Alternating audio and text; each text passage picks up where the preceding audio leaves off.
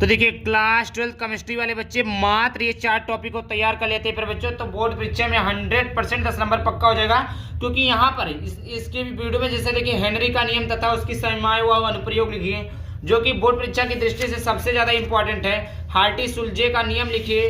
तीसरा आपका देखिए कोलराउस का नियम लिखिए। उसके बाद में देखिए आगे देखते चलिए यहाँ पर देखिए चौथा जो क्वेश्चन आता है फिर बच्चों वो यहाँ पर देखिए राउल्ट का नियम। इस प्रकार आपके टोटल 4 महत्वपूर्ण टॉपिक को लिया गया जो कि बोर्ड परीक्षा की दृष्टि से काफी ज्यादा इंपॉर्टेंट है। तो वीडियो को लास्ट तक जरूर देखिएगा।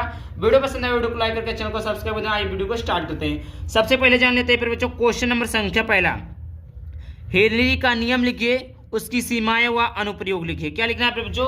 हेनरी का नियम लिखना है, उसकी सीमाएं व अनुप्रयोग को लिखना है। ये आपका मोस्ट इंपॉर्टेंट टॉपिक है जो कि आपका पहले ही लेसन से है।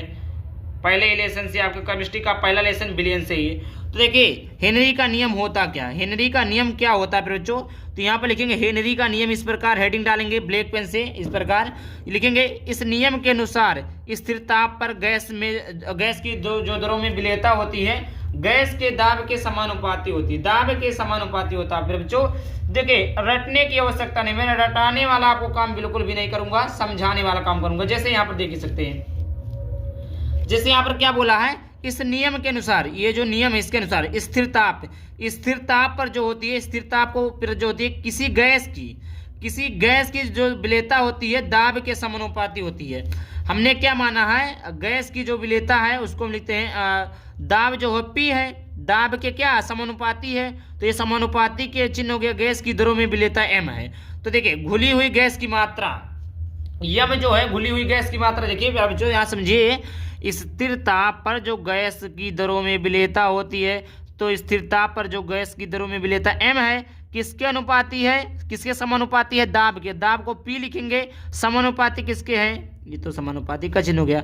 अब यहाँ पर समझते हैं एम बराबर जो होता है वो घुली हुई गैस की मात्रा है, पी बराबर जो है गैस का दाब है। पी बराबर क्या बच्चों? गैस का दाब है। पी बराबर गैस का दाब है। और के एच जो है हेनरी का नियतांक है। अब भाई साहब जब समानुपात हटाएंगे तो एक नियतांक आएगा, नियतांक क्या आ जाएगा? के एच आएगा। के एक नियतांक है, एच से पढ़ते हैं हम हेनरी, एच से क्या पढ़ते हैं? हेनरी, तो इसीलिए कहते हैं हेनरी नियतांक। तो यम बराबर के एच पी हो जाएगा। समझ में आया फिर बच्चों? आई होप समझ में आ गया होगा। समझ में आया? आई होप क्लियर हो गया होगा। कोई डाउट होता तो आप लोग जरूर कमेंट बॉक्स में पूछ लीजिएगा। अब देखते हैं हेनरी के नियम की सीमाएं क्या है बच्चों? हेनरी के नियम की सीमाएं, हेनरी के नियम की सीमाएं तो देखिए तनु विलयन पर लागू होता है। हेनरी का जो नियम होता है फिर बच्चों किस विलयन पर लागू होता है? तनु विलयन पर लागू होता है। दूसरा फिर बच्चों निम्न दाब व उच्च दाब पर कार्य करता है। जो तनु विलयन होता है, जो हेनरी का नियम होता है फिर बच्चों तनु विलयन पर लागू होता है और यह निम्न दाब व उच्च दाब पर कार्य करता है। तीसरा फिर बच्चों उन गैसों पर लागू होता है जो विलायक से क्रिया नहीं करते। हेनरी का नियम जो होता है फिर बच्चों वो देखिए, अब देखिए कॉन्सेप्ट को क्लियर करिए। तनु विलयन क्या होता है? तनु विलयन मतलब होता है जो तनु हो, सांद्र ना हो। सांद्र जैसे नमक वगैरह क्या होता है? सांद्र होता है। तनु विलयन पर लागू होता है हेनरी का नियम। या निम्न दाब, दाब कैसा हो? दाब मीन्स क्या होता है? दाब मतलब जो दाब लगाते हैं, जैसे कोई सामान रखा उस पर हम कितना प्रेशर देते हैं, कितना दाब लगाते हैं। तो दाब निम्न दाब हो, दाब क्या हो? कम हो, और ताप क्या हो? उच्च हो।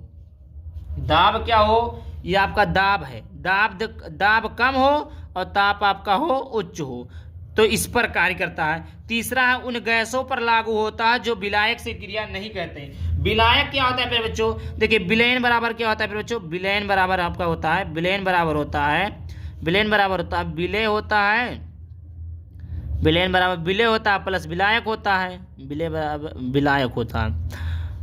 तो देखिए विलय क्या होता है? जो कम मात्रा में हो। जैसे विलयन है, विलयन में दो चीजें विलय विलायक होती है। जो कम मात्रा में होगा उसे विलय कहेंगे, जो अधिक मात्रा में होगा उसे हम क्या कहेंगे? विलायक कहेंगे। कम मात्रा में जो है उसे विलय कहेंगे और जो अधिक मात्रा हो उसको क्या कहेंगे? विलायक कहेंगे। आई होप इतना क्लियर हो गया होगा। हेनरी का नियम की सीमाएं क्या है, हेनरी का नियम क्या है। अब देखते हैं हेनरी के नियम का अनुप्रयोग। यहाँ पर देखिए बच्चों हेनरी के नियम का अनुप्रयोग। हेनरी के नियम का अनुप्रयोग जो है पहला है गोताखोर द्वारा होता है। गोताखोर जो जाते हैं समुद्र में अपने बैग पे जो लादे रहते हैं उसी ऑक्सीजन। शीतल पेयजल में होता है। फेफड़ों की क्रिया विधि में होता है। क्या होता है फिर बच्चों? फेफड़ों की क्रिया विधि में होता है। फेफड़ों की क्रिया विधि में होता है। ये था किसका था? हेनरी के नियम का अनुप्रयोग था। अब देखते हैं फिर बच्चों राउल्ट का नियम। राउल्ट का नियम लिखिए तथा उसकी सीमाएं लिखिए। राउल्ट का नियम लिखना है फिर बच्चों तथा उसकी सीमाएं को लिखना है। तो देखिए राउल्ट का नियम आखिरकार होता क्या है। राउल्ट का नियम होता है, इस नियम के अनुसार किसी विलायक में अवाष्पशील विलेय मिलाने पर प्राप्त विलेन के वाष्पदाब का आपेक्षिक अवनमन विलेय के मोल प्रभाज के बराबर होता है। अब देखिए शुद्ध विलायक का जो वाष्पदाब में अवनमन होता है पी नॉट होता है, और यहाँ पे देखिए वाष्पदाब का अपेक्षिक अवनमन पी नॉट माइनस। इस नियम के अनुसार किसी विलायक में अवाष्पशील विलेय मिलाने पर प्राप्त विलेन के वाष्पदाब का आपेक्षिक अवनमन विलेय के मोल प्रभाज के बराबर होता है। विलेय का मोल प्रभाज यहाँ पर हमने पढ़ा है बच्चों, यहाँ पर हमने पढ़ा है स्मॉल एन बराबर होता है small N upon small N plus capital. ये आपका क्या होता है, मोल अंश या मोल प्रभाज होता है। क्या होता है मेरे बच्चों, मोल अंश या मोल प्रभाज होता है। तो किसके बराबर होता है, विलेय के मोल प्रभाज। तो विलेय का मोल प्रभाज ये है, और वाष्पदाब में आपेक्षिक अवनमन, ये आपका शुद्ध विलायक का वाष्पदाब है, ये आपका आपेक्षिक अवनमन है, ये आपका पी नॉट भी शुद्ध विलायक का वाष्पदाब में अवनमन। तो P naught minus P S upon P naught बराबर small N upon small N plus capital N.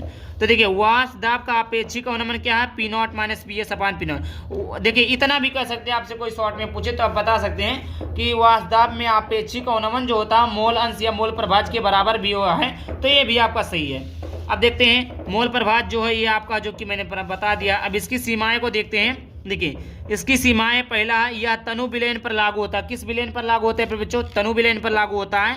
दूसरा है यह वाष्पशील पदार्थों के विलेन पर लागू होता है। किस पे लागू होता है फिर बच्चों, यह वाष्पशील पदार्थों के विलेन पर लागू होता है। तीसरा है फिर बच्चों यह विद्युत अपघट्य के विलेन पर लागू नहीं होता। विद्युत अपघट्य के विलेन पर लागू नहीं होता। ये था आपका। अब देखते हैं अगला टॉपिक। देखिए अगला है आपका फिर बच्चों, कोलराउस के नियम को परिभाषित कीजिए, इसका अनुप्रयोग लिखिए। कोलराउस के नियम को परिभाषित करना है तथा इसका क्या लिखना है फिर बच्चों, अनुप्रयोग लिखना है। तो यहाँ पर देखिए कोलराउस का नियम, इस नियम के अनुसार अनंत तनुता पर किसी विद्युत अपघट्य की मोलर चालकता विलयन में उपस्थित धनायनों तथा ऋणायनों की मोलर चालकताओं के योग के बराबर होता है। कुछ नहीं समझ में आया कोई दिक्कत नहीं, बस आप वीडियो को पूरा देखते चलिए। मैं देखिए मैं कैसे समझाता हूँ। देखिए इस नियम के अनुसार इतना तो समझ में आया, अनंत तनुता। अब अनंत तनुता आपका क्या है बच्चों, ये आपका क्या हो गया, ये आपका अनंत तनुता हो गया। अनंत तनुता की क्या बोला, किसी अनंत तनुता किसी विद्युत अपघट्य की मोलर चालकता को m लिखते हैं, और कोई विद्युत अपघट्य ले लिया हमने NaCl ले लिया कि मोलर चालकता विलेन में उपस्थित। अब विलेन क्या है, NaCl है। विलेन में NaCl है और हम जानते हैं फिर बच्चों Na पे प्लस चार्ज होता है, Cl पर माइनस होता है। तो विलेन में उपस्थित, विलेन में क्या उपस्थित है, NaCl उपस्थित है। धनायनों, तो धनायन क्या है, Na है, तो Na प्लस भी है धनायनों, तथा ऋणायन क्या है फिर बच्चों, Cl माइनस है। कि मोलर चालकता को इससे लिखते हैं। तो ये अनंत तनुता के लिए है, लैम्डा m से मोलर चालकता हो गया। अनंत तनुता के लिए तो अनंत लगा देंगे। के योग, इन दोनों का योग के क्या होता है, बराबर होता है। ये समझ में आया, रटना पड़ा बिल्कुल नहीं, ये आपको रटने की आवश्यकता नहीं, बस केवल कॉन्सेप्ट को समझने की आवश्यकता है। आगे बात करते हैं बच्चों अनुप्रयोग। क्या बात करते हैं बच्चों, अनुप्रयोग को बात कर लेते हैं। अनुप्रयोग देखेंगे बच्चों वियोजन की कोटि ज्ञात करने में। अनुप्रयोग क्या है बच्चों, वियोजन की कोटि ज्ञात करने पर किसी सांद्रता पर विद्युत अपघट्य की मोलर चालकता, किसी सांद्रता पर विद्युत अपघट्य की मोलर चालकता तथा अनंत तनुता पर विद्युत अपघट्य की मोलर चालकता के अनुपात को वियोजन की कोटि कहते हैं। इसका अनुप्रयोग है।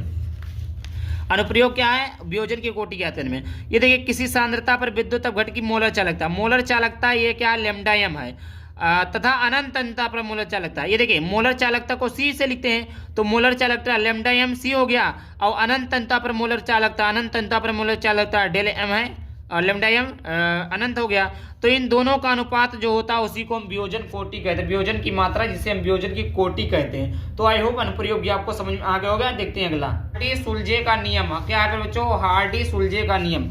हार्डी-सुलजे का नियम, तो इस प्रकार डिंग डालेंगे। हार्डी-सुलजे का नियम, किसी आयन की संयोजकता, जैसे एल्युमिनियम हो गया, एल्युमिनियम पर कितना आयन है, 3+ कर देते हैं। तो किसी आयन की संयोजकता जितनी अधिक होगी, मतलब इस आयन की जितनी संयोजकता अधिक होगी उसकी स्कंदन करने की क्षमता उतनी ही अधिक होगी। इस नियम को हार्डी-सुलजे का नियम कहते हैं। देखिए धनात्मक आयन की घटता क्रम है और ये धनात्मक आयन का धनात्मक आयन का घटता क्रम है, ये आपका यहाँ घटता नहीं, यहाँ पर बढ़ता रहेगा।